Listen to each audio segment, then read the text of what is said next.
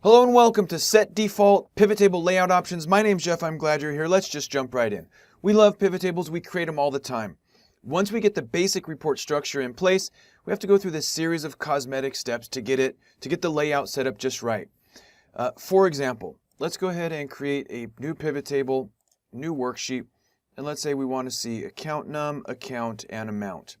Now that the basic report structure is defined, we have to go through this series of cosmetic steps. For example, maybe we have to change the report layout to tabular. Maybe we have to turn subtotals off. And maybe we have to hide the plus minus buttons. Okay?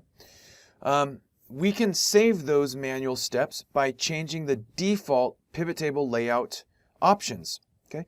Let me delete this worksheet. And let's go into File, Options.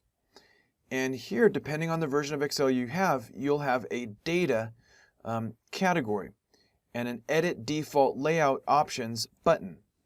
Once we click this, we can define the default layout options. If we had created a pivot table, we could import the options from an existing pivot table.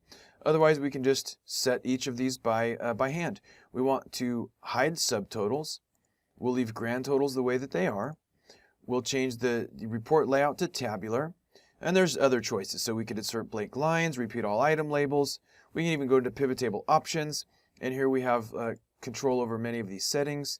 What we want to do is turn off the expand collapse. Those are the plus minus buttons. We click OK and OK and OK.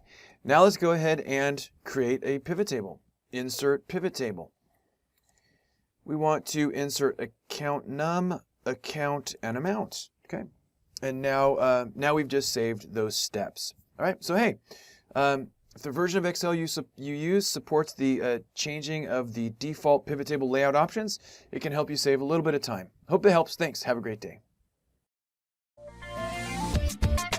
This video is a production of Excel University.